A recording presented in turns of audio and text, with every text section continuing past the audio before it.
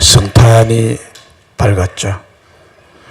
오늘 성탄 축하 예배에 참여하신 우리 유치부, 유년부, 초등부, 중고등부, 우리 청년 여러분들과 우리 명성교회 가족들에게 성탄의 기쁨과 주 예수님의 탄생의 소식과 함께 평화와 행복이 충만하시기를 주님의 이름으로 축복합니다.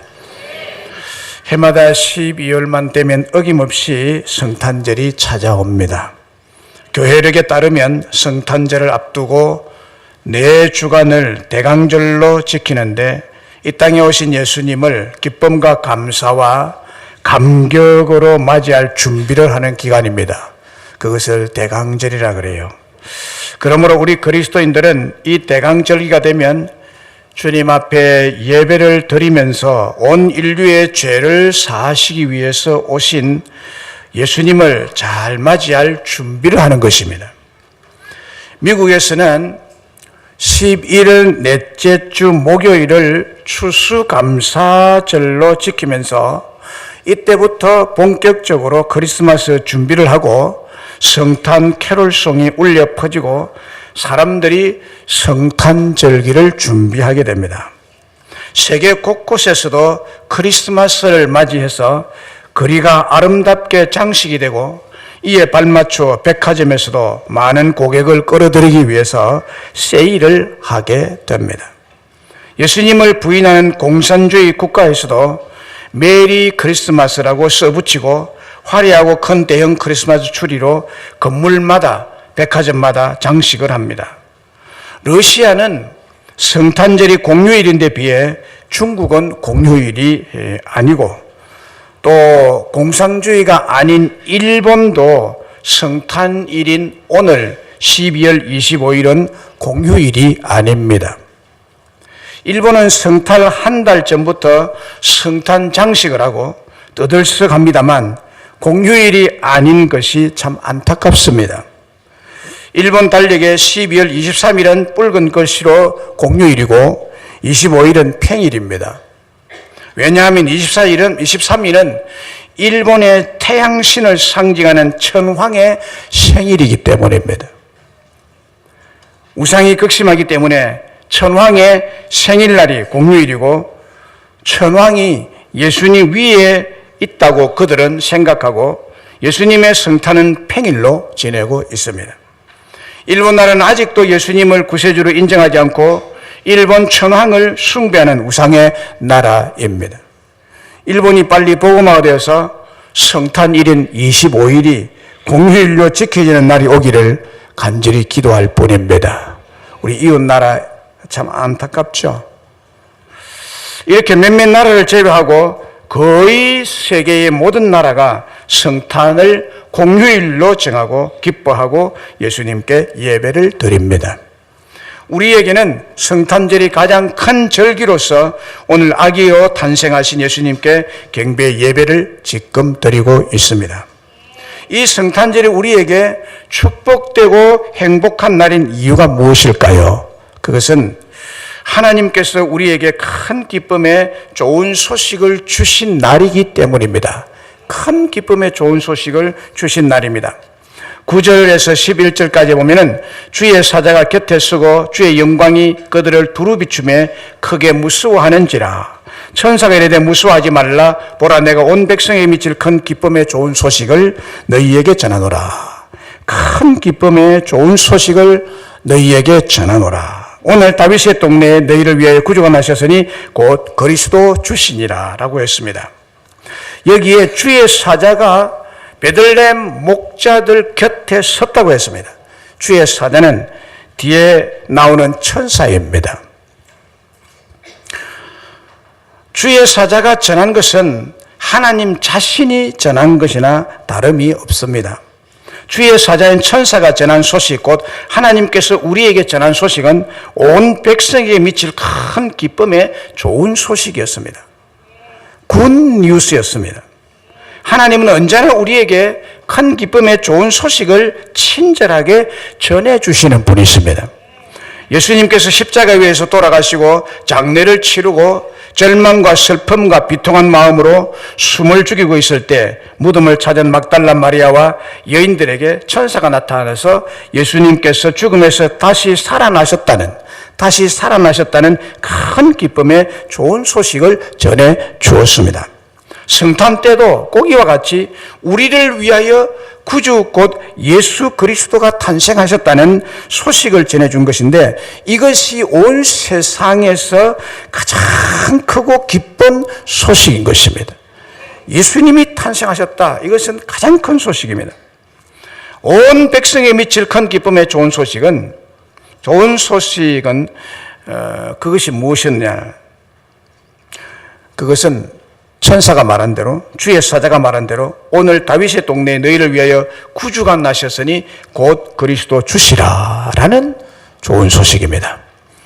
구주 예수님이 탄생하셨다는 소식이 큰 기쁨의 좋은 소식이라는 겁니다. 우리를 위해서 구주 곧 예수 그리스도가 탄생하셨다는 소식이 온 세계 만민에게 미칠 기쁨의 좋은 소식, 이것이 여러분에게도 좋은 소식이 되기를 바랍니다. 예수가 태어난 게 그 뭐 좋은 소식이냐 이렇게 생각하는 사람은 그 마음에 아직도 뭔가 준비가 덜 된 것 같죠.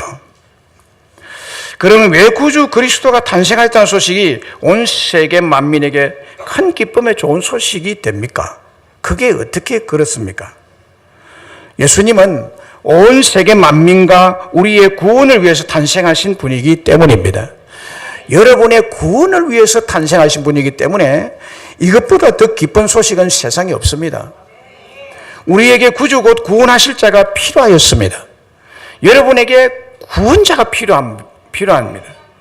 우리 모두는 죄로 타락한 존재였고 그 죄값으로 영원히 형벌을 받게 되어 있었기 때문에 이 형벌에서 구출해 주실 구원자가 절실히 필요했던 것입니다. 스티븐 스필버그 감독의 작품인 신들러 리스트라는 영화가 있습니다. 올해로 내년 2019년 내년으로 개봉 25주년을 맞이하게 되는데, 개봉 25주년을 맞이해서 19년 1월 달에 특별 상영으로 재개봉을 극장마다 한다고 합니다. 신들러 리스트는 제2차 세계대전 때 폴란드의 한 도시에서 독일인 사업가이자 냉정한 기회주의자인 오스카 신들러는 돈을 벌기 위해서 수단과 방법을 가리지 않고 유대인이 경영하는 그릇 공장을 인수하게 됩니다. 인건비가 없이 수백 명의 유대인을 고용할 수 있는 그 그릇 공장이 있기 때문에 이 오스카 신들러는 이 돈에 대해서 신들린 사람처럼 그렇게 아주 교만한 방법으로 아주 냉정한 사람, 이렇게 수단과 방법을 가리지 않는 사람, 이런 기회주의자였습니다. 그런데 그가 이 공장을 경영하면서 우연히 유태인 회계사인 스턴이라는 사람을 만나게 됩니다. 이분과 사업상 가까이 지내다가 유대인이 스턴의 신앙을 듣습니다. 신앙의 이야기를. 그가 하나님을 믿는 믿음의 이야기를 계속 듣게 됩니다. 그리고 독일 나치에 의해서 참혹하게 학살되는 유대인들의 참혹한 실상을 이 신들러가 목격하게 됩니다. 그리고 이 광경을 목도한 신들러는 서서히 그의 양심이 흔들리기 시작합니다. 신들러는 자신의 고향인 폴란드 체코에서 군수품 공장을 설립하기로 하고, 거기에 노동자가 더 많이 필요한데 인건비가 싼 유대인들을 자신의 공장에 고용해서 일하게 해달라고 독일 공무원 간부를 설득해서 돈으로 이를 매수를 합니다. 돈이 많기 때문에 신들러는. 그래서 유대인을 간장하는 그 공무원을 돈으로서 매수를 해요. 한 명당 얼마씩 쳐서 매수를 하는데, 아우슈비츠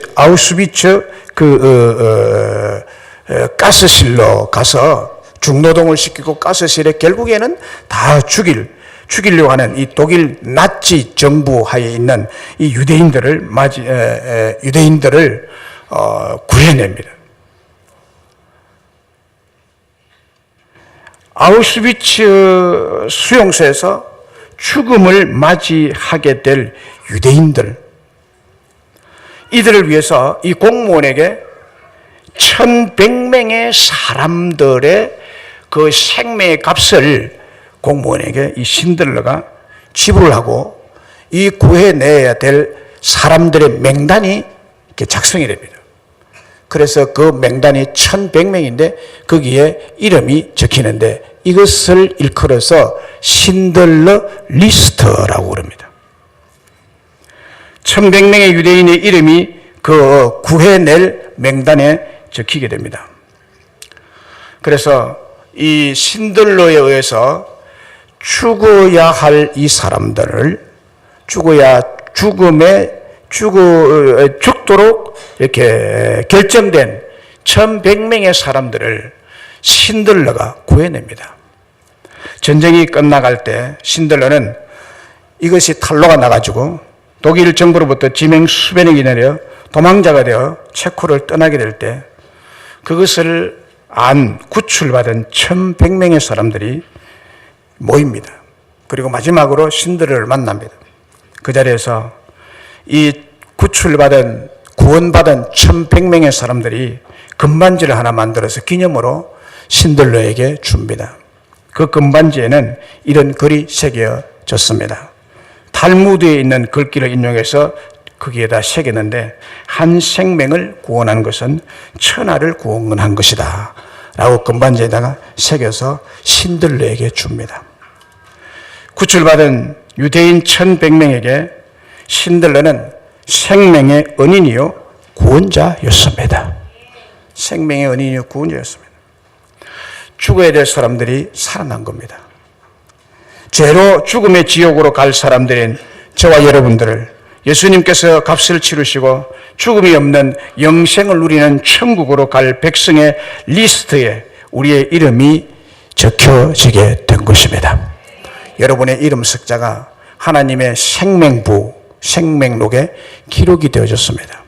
그걸 위해서 우리는 예수님의 리스트들입니다. 신들의 리스트가 아니라 주 예수 그리스도의 리스트에 여러분의 생명의 이름이 적힌 줄로 믿으시기를 바랍니다. 그걸 위해서 오셨다는 거예요. 우리 예수님 여러분들을 아우슈비츠 수용소의 가스실에 들어갈 사람이 아니라 영원한 지옥불에 들어갈 사람들로 우리는 결정된 사람들이었는데 예수님이 왜 오셨느냐? 저와 여러분을 구원하기 위해서 구원자로 오셨다는 것입니다. 이것이 온 세상 사람이 미칠 큰 기쁨의 좋은 소식이라는 거예요. 이게 복된 소식이죠. 우리는 지옥 행벌로 영원한 저주 속에 들어갈 사람으로 지명이 되어 있고 그렇게 결정된 사람들인데 예수님이 우리를 구원해서 하나님의 생명록에 기록했고 우리는 그곳으로 가지 않아도 됩니다. 우리는 천국 백성 된 줄로 믿습니다. 그분이 우리를 구하기 위해서 오셨다는 거예요. 이게 얼마나 기쁜 소식이에요. 자, 그러면 구원자 되시는 예수님을 어떻게 만날 수 있을까요? 만나야 되잖아요. 내가 개인적으로 만나야 돼요. 구원자이시고 지옥 갈 사람을 건져서 천국 백성 되게 하시는 그분을 내가 만나야 됩니다. 그분이 이 세상에 왔는데 내가 못 만나면 그분과는 상관이 없는 사람이고 내 이름이 기록이 될 수 없는 거죠. 내가 만나야 되는데 하나님은 우리를 예수님과 만나게 하시기 위해서 무엇을 주셨느냐? 오늘 본문에 보니까 별을 주셨습니다. 별을 주셨어요. 자, 오늘 본문 2절에 보면요. 우리가 동방에서 그의 별을 보고 그의 경배하러 왔노라. 별을 보고 왔대요. 이건 그의 별이라고 그래요. 메시아의 별, 예수님의 별. 예수님이 탄생할 때 없던 별을 하늘에 띄웠습니다. 그래서 천문학을 전공하는 박사들이 보고 없던 별이 유난히 밝게 낮게 떴습니다. 없던 별이 나타났어요. 그래서 이들이 이거는 그냥 별이 아니야. 이거는 그냥 별이 아니고 이거는 메시아 구원자의 별이라는 것을 이들이 직감적으로 알고 우리가 저 별을 움직이는 데까지 따라가 보자. 그래서 따라온 거예요. 별이 예수님이 탄생한 베들레헴 마을 구유까지 정확하게 한 3, 4개월 걸려서 인도에 옵니다. 이게 오늘날의 내비게이션입니다. 성경에는 여러분 2000년 전에 벌써 내비게이션이 있었습니다. 정확하게 예수님이 탄생한 그곳으로 인도했습니다. 왕들은 모릅니다. 어디로 가야 될지, 어디에서 태어났는지 이 박사들은 몰라요. 그런데 그 별을 보고 그 내비게이션이 가르치는 그 별을 보고 이 박사들이 예수님께 왔습니다. 그래서 박사들이 예수님을 만나게 된 겁니다. 자, 그 별, 그의 별. 오늘 본문에 그의 별이라고 그러고 또 동방에서 보던 그 별, 바로 그 메시아의 별입니다. 이 별은 예수님을 만나게 하고 안내하고 인도하는 특별한 별이었습니다. 13절에 보면 이 별을 주의 사자라고 했습니다. 이 별을 주의 사자라고 그랬어요. 주의 사자는 하나님의 심부름하는 자를 말합니다. 심부름 사자, 놈자자입니다. 주님의 심부름하는 사람입니다. 누가복음 2장에서도 주의 사자를 천사라고 표현하고 있습니다. 그런데 요한계시록 1장 16절에서는 그의 오른손에 7별이 있고 그의 입에서 좌우에 날선 검이 나오고 그 얼굴은 해가 힘있게 비치는 것 같더라. 요한계시록 1장 16절에 부활하신 예수님입니다. 그의 오른손엔 부활하신 예수님의 오른손에 7별을 잡고 있다. 이 광경을 사도 요한이 본 것입니다. 그리고 요한계시록 1장 20절에 보면 네가 본 것은 내 오른손에 7별의 비밀과 또 7금 촛대라 7별은 7교회의 사자요. 7교회의 사자라고 합니다. 7별은 뭐냐? 예수님의 오른손에 별을 잡고 있는데 그 별이 뭐냐고 설명을 하는데 그 별이 7교회의 사자라고 말합니다. 7교회의 심부름꾼이라. 7교회의 사자가 누구냐? 당시에 7교회의 목회자를 일컫습니다. 그 목회자를 별이라고 말하고 있어요. 그러면 이 동방 박사들을 예수님께로 안내한 그 별, 그것은 하나님의 친사자였는데, 천사였는데, 예수님이 부활 성천한 이후에 마지막 계시록에서 이 별이 뭔지를 설명해 주고 있습니다. 그리고 요한계시록 2장 1절에 보면 에베소 교회 사자에게 편지하라. 에베소 교회의 사자가 누구냐는 에베소 교회 사자가 누구냐? 에베소 교회 목회자를 말합니다. 에베소 교회의 목사를 말합니다. 에베소 교회 목사에게 편지하라. 오른손에 있는 7별을 붙잡고 7금 촛대 사이를 거니시는 이가 이르되 가라사대라는 말이죠. 자, 여기 보면 7별을 예수님께서 오른손에 붙드시고 계시는 모습을 볼 수가 있습니다. 그리고 그 7별은 7교회의 사자라고 합니다. 교회의 사자란 오늘 목회자인 목사를 말합니다. 오늘날은 이 별을 띄우지 않습니다. 천사를 보낼 필요가 없어졌습니다. 왜냐하면 이걸 잘 아셔야 됩니다. 오늘날은 하나님의 계시의 충족성의 시대입니다. 하나님이 예수님을 가르칠 모든 계시는 완벽하고 충족되어 있는 시대입니다. 그렇기 때문에 특별히 하늘나라에 이상한 별을 띄울 필요가 없어졌고 천사를 보낼 필요가 없어졌기 때문에 별을 안 띄우고 천사도 보내지 않습니다. 성경이 기록될 당시처럼 하늘에 특별한 별을 띄우신다든지 천사를 보내시는 일이 없는 이유는 계시의 완전성과 계시의 충족성 때문에 그렇습니다. 왜 오늘날은 이런 기적이 많이 없지라고 우리가 성경을 보면 의문을 제기할 수 있는데 요즘은 그렇게 해서 예수를 믿고 하나님 믿게 할 필요성이 없기 때문입니다.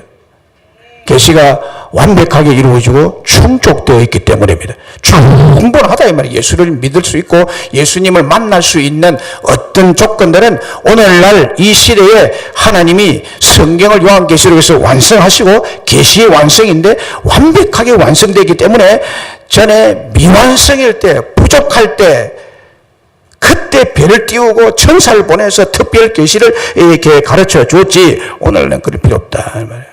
그래서 오늘날에 교회의 사자, 목사가 여러분들의 별의 역할을 합니다. 이것을 주셨다는 게 얼마나 큰 은혜입니까, 여러분? 할렐루야.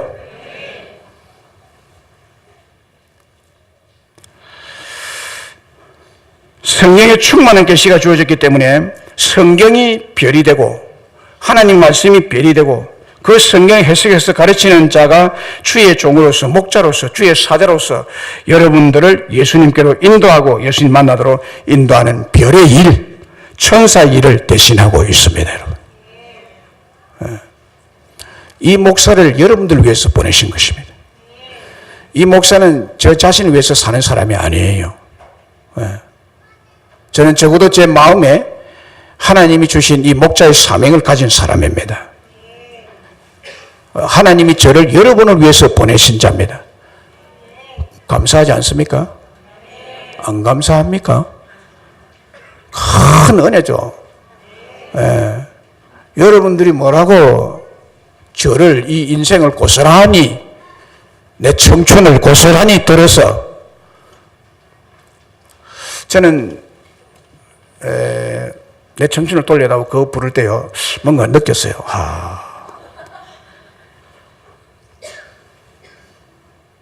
저는 청춘에 재미도 없습니다.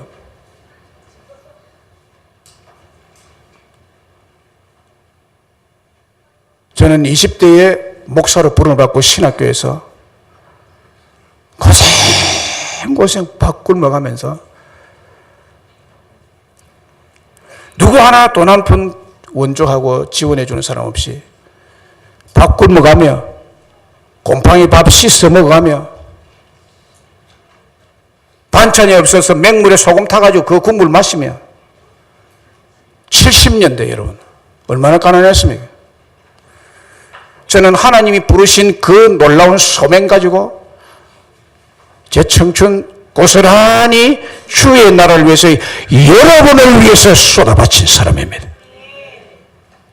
어떤 때는 내 청춘을 돌려다 하고 싶어. 그러나 주님이 주의 백성들의 별의 역할을 하도록 예수님 만나게 하고 말씀으로 인도하고 예수 계신 곳으로 여러분들을 인도해서 예수님 만나게 하기 위해서 저를 별로서 여러분들이 보냈습니다.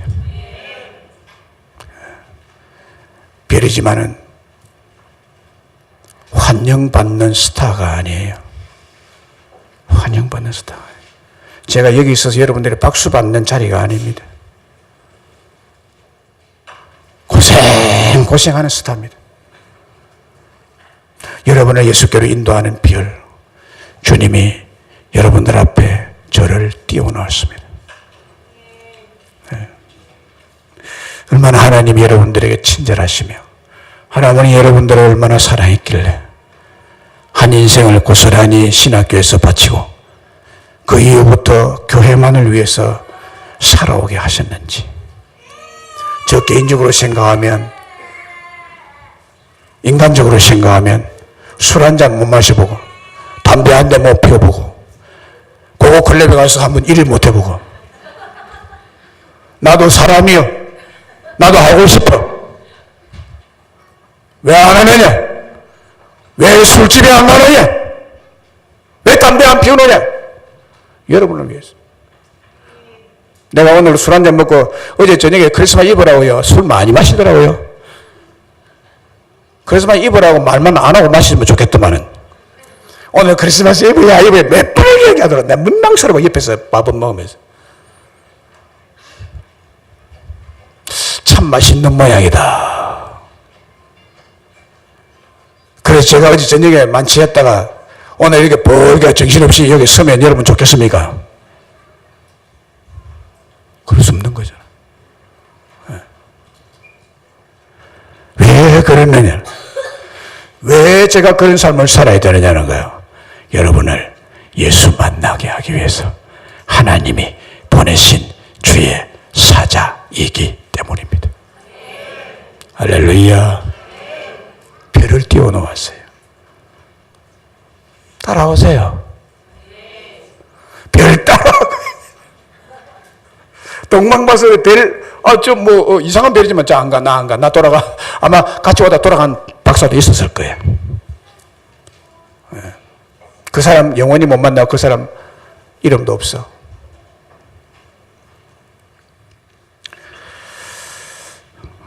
우리 하나님은요, 여러분 한 사람 한 사람이 탄생하신 예수님을 만나기를 원하셔요. 그래서 별을 띄웠습니다. 별을 보고 따라와야 돼. 별을 보고. 여러분이 이런 것 다 경험 많이 하잖아요, 요즘은요. 어디 가면 식당, 골목 찾아가니 식당 찾기 힘들잖아요. 어디 약속 장소에 가서 모르는데 누구하고 만나자요. 아니면 타 도시에 가서 어디를 찾아간다 할 때. 그리고 편리하게, 내 신경 안 쓰고, 편리하게 가려면 내비게이션 딱 찍으면 그대로 간다고요. 못된 내비게이션은 온 데 둘러가지고 가더라고요. 그런 내비게이션 말고, 저는 우리 아들 논산 훈련소에 있을 때 내비게이션 쳤는데 이게 논바닥으로 가더라고요, 논바닥. 내비게이션 따라가보자 했는데 논바닥으로 가요. 뚝 섰는데 내비게이션 번지에 떡 섰는데 논바닥에 더 길이 없어요. 돌아간 적이 있습니다. 그런 내비게이션 말고, 정확한 내비게이션. 이게 하나님이 띄우신 별입니다, 별. 이 동방 박사들이요, 예루살렘, 베들레헴 어디를 압니까? 모르지. 별만 알지. 이 사람 지리학 전공자가 아닙니다. 별의 전공자입니다. 하늘의 전공자들입니다. 그러니까 하늘의 일들을 알고 있는 사람들입니다. 저 별을 보니까 저 별은 분명히 이상한 별이야. 저 따라가야 돼. 박사들이에요. 따라간 거예요. 지리학 박사가 아니기 때문에 길을 몰랐습니다. 그런데 별 보고 오니까 아는 사람처럼 베들레헴 그 구유까지 정확하게 찾아왔어요. 그 집 위에 별이 딱 머물렀어요. 더 갈 생각을 안 해. 딱 들어가 보니까 거기에 별이 지시한 그 의미를 그곳에서 깨닫고 준비해 간 황금과 유황과 모략을 그 왕 앞에 경배하고 돌아왔더라. 사랑하는 여러분, 여러분이 예수를 만나기 위해서는 별을 보고 따르셔야 됩니다. 그런데 여기에 은혜가 뭐냐면 하나님은 여러분들을 예수님 만나게 하기 위해서, 그 구원자 만나게 하기 위해서 하나님이 여러분들을 위해서 별을 띄우셨다는 사실입니다. 얼마나 은혜입니까? 별 안 띄웠으면 찾을 수가 없죠. 우리나라에 처음 복음이 전파됐을 때 주의 사자인 선교사님들을 통해서 예수님을 만나게 되고 그들의 삶이 변화된 일이 참 많았습니다. 1907년 5월에 무어라는 선교사님이 본국에 선교 보고와 선교 편지를 보낸 그 편지에 이렇게 적고 있습니다. 김 씨는 전에 농사를 지었는데 술을 즐겨 마셨고 젊은 첩도 데리고 있었습니다. 그런데 예수님을 만나고 예수님을 믿은 후에 첩을 내보내고 술과 노름을 끊었습니다. 나중에는 그렇게 좋아하던 담뱃대까지 꺾어버렸습니다. 그렇게 적고 있습니다. 옛날에는 담뱃대 이렇게 길게 해가지고 이렇게 해가지고 그래요. 또 다른 보고는요, 운산 지방에 사는 한 부인은 노비 모녀를 부리고 있었는데 이곳 법에 따르면 노비는 가축이나 마찬가지로 마음대로 처분할 수 있었습니다. 그런데 부인은 예수님을 만난 후로 어린 노비에게 자유를 주었고 그녀가 혼인할 때 자기 딸처럼 선물을 잔뜩 마련해 주었습니다. 라고 성교 보고에 쓴 기록이 남아 있습니다. 이렇게 예수님 만나면 죄가 사함을 받고 모든 것을 예수님을 위해서 살도록 그 마음이 바뀌게 되는 것입니다. 백석대학교 하덕규 교수님이 계십니다. 가그의 시인과 촌장이라는 이름으로 활동을 많이 했습니다. 그리고는 많은 인기를 끌었습니다. 공연할 때 얼마나 많은 인기가 있었는지요. 그런데 공연 후에 언제나 찾아오는 것이었습니다. 그 찾아오는 것이 허탈감과 공허함이 밀려왔다고 합니다. 그래서 공연 이후에 찾아오는 허탈감과 공허함 때문에 우울증에 빠지게 되고, 우울증에 빠지다 보니까 이것을 달래기 위해서 술과 대마초에 깊이 빠져들었다고 합니다. 그러다가 그의 누나를 통해서 교회에 가게 되고, 교회에서 주의 사자 주님의 종인 목사님을 통해서 예수님을 만나게 되므로 완전히 변화됐습니다. 완전히 변화. 주님 앞에서 자신을 돌아보며 자신이 예수님을 믿기 전에 얼마나 안 좋은 사람이었는지, 그가 어느 날 자신을 돌아보는 사이에 영감이 떠올라서 10분 만에 악보를 쓰고 10분 만에 곡을 쓴 것이 가시나무입니다. 그게 가시나무예요. 가시나무 가사가 이렇죠. 내 속엔 내가 너무도 많아. 당신의 쉴 곳 없네. 내 속엔 헛된 바람들로 당신의 편할 곳 없네. 내 속엔 내가 어쩔 수 없는 어두움.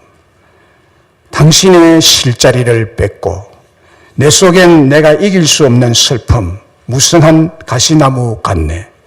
바람만 불면 그 메마른 가지 서로 부대끼며 울어대고 쉴 곳을 찾아 지쳐 날아온 어린 새들도 가시에 찔려 날아가고, 바람만 불면 외롭고 또 괴로워 슬픈 노래를 부르는 날이 많았는데 내 속엔 내가 너무도 많아서 당신의 쉴 곳 없네. 이게 당신은 주님을 말합니다. 자신이 예수를 만나기 전에 그 가슴 속에, 마음 속에는 가시나무 같았다는 거예요. 가시나무가 얼마나 울창하게 자기의 마음에 이렇게 자라고 있는지. 그래서 늘 공연하고 난 다음에 허탈감과 허무감이 몰려와서 마약 중독자가 되어버리고 폐인이 되어가는 그가 주님을 만남으로 구원을 받게 된 것을 가시나무에 노래하고 있습니다. 여러분, 여러분의 가슴은 어때요?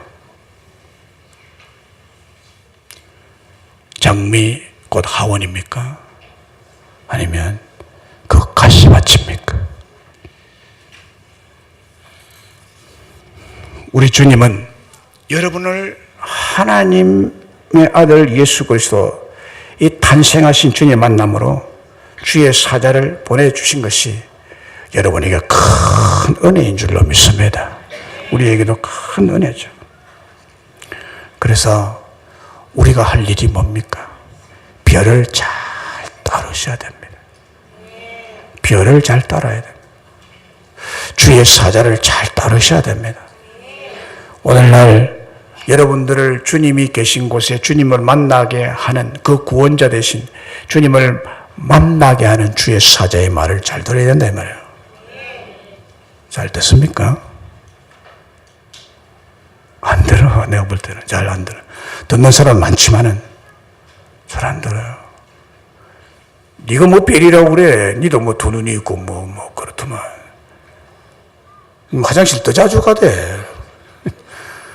네가 뭐 별이야. 네 말을 왜 믿어야 돼 내가. 네 말을 왜 들어야 돼. 이건 아니에요. 이제 몰라서 그렇겠죠. 몰라서 그렇겠죠. 주의 사자의 말을 잘 들으세요. 그래야 여러분이 주님을 만날 수 있습니다. 주님 만나기 위해서라도 인간으로 보지 마시고 주의 말씀을 들으세요. 들으세요. 자, 주의 말씀을 들어야 될 이유가 뒤에 나옵니다. 12절을 같이 읽습시다. 이거 읽고 마치겠습니다. 12절 같이 읽습니다. 시작. 그들은 꿈에 헤롯에게로 돌아가지 말라 지시함을 받아 다른 길로 고국에 돌아가니라. 이 말이 무슨 말인가 하면요, 헤롯 임금이 또 다른 임금이 태어났다는 말에 굉장히 소란하고 굉장히 혼란스럽습니다. 그래서 이 아이를 죽이려고 했습니다. 박사들이 부탁합니다. 너희들이 가서 이야기를 찾아서 경배하거든 그 아이가 누군지 어느 집에서 태어났는지 나에게 정확하게 상세히 알려다오. 경배하러 가라. 가고 난 다음에 경배하러 와서 나에게 즉시 와서 보고해라. 보고하는 이유는 죽이려고. 자기 외에 다른 왕이 있으면 혼란스럽잖아요. 그래서 이 어린아이를 죽이려고 그랬어요. 그래서 이 12절 이하에 보면은요, 이 박사들이 그냥 자기 본국으로 돌아가 버렸어요. 가지 않고, 안 가르쳐 주고.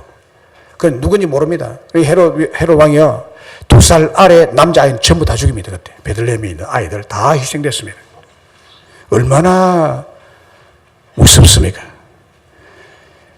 그래서 이 일을 알고 있는 하나님은 동방 박사들이 예수님께 경배하고 난 뒤에 아마 베들레헴에서 하룻밤 묵은 것 같아요. 자는 사이에 꿈에 나타났습니다. 헤롯에게로 돌아가지 말라. 하나님 말씀이죠. 하나님 말씀. 돌아가지 말고 말라는 지시함 받아 다른 길로 자기 조국에 돌아갔습니다. 만약에 이들이 이 말씀을 안 들었다면, 이 하나님 말씀을 안 들었다면 그들도 가서 죽었습니다.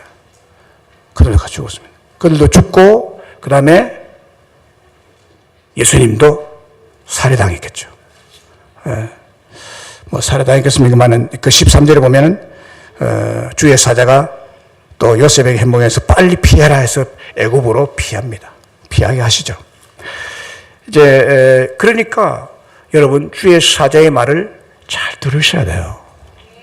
안 들으려고 어떤 사람은 잘 들을 때 여러분들이 전능하시고 행복을 주시는 은혜를 베푸시는 구원을 베푸시는 예수님을 만나게 될 줄로 믿습니다. 그래야 됩니다. 예. 여러분 어디에서 만나겠습니까? 지금 이 현장, 예배의 현장에서 만날 수 있는 거죠. 제가 예수님에 대해서, 성경에 대해서 이렇게 완벽한 전공자는 아니지만 전공한 사람이에요. 이 사람의 말을 들어야 됩니다. 주의 사자의 말을 들어야 돼요. 하나님이 띄워준 별의 지시를 받아서 가야 됩니다, 여러분. 한 걸음 한 걸음을 정확하게 따라가야 될 것 아니에요. 예. 그래야 고생을 안 하죠. 그래야 여러분들의 행복이 보장되죠. 예. 오늘 이 성탄절을 맞이해서 하나님이 여러분에게 주신 은혜는 메시아를 보내주신 거예요. 그 메시아는 누구냐? 구원자입니다. 사망에서 지옥 행벌로 가고 있는, 마치 유대인들이 독일 나치 밑에서 아우슈비츠 수용소로 가고 있는 열차에 탄 사람과 같습니다, 여러분. 거기에서 몸값을 지불하고 하나씩 하나씩 간이역에서 또 내립니다, 이 사람들을. 가라고. 여러분들 꼭 가봐갔습니다. 지옥의 영원한 저주 속으로 가고 있는 여러분들이 예수님이 몸값을 지불하고 한 사람씩 천국행 열차를 타도록 주님이 내리게 하시기 위해서 이 땅에 오셨다는 겁니다. 그분을 만나야 됩니다. 어떻게 만납니까? 별을 보고 만나야 됩니다. 주의 사자를 보냈습니다. 오늘날 여러분들에게 이 목사를 보냈습니다. 이 목사는 여러분들에게 하나님이 준비를 오랫동안 시키셨습니다. 내 청춘도 다 불사른 채. 여러분들은 이 목회자의 전하는 말을 전적으로 따르시고, 전적으로 따른 사람만이 예수님 만나게 됩니다. 안 따르면 못 만나요.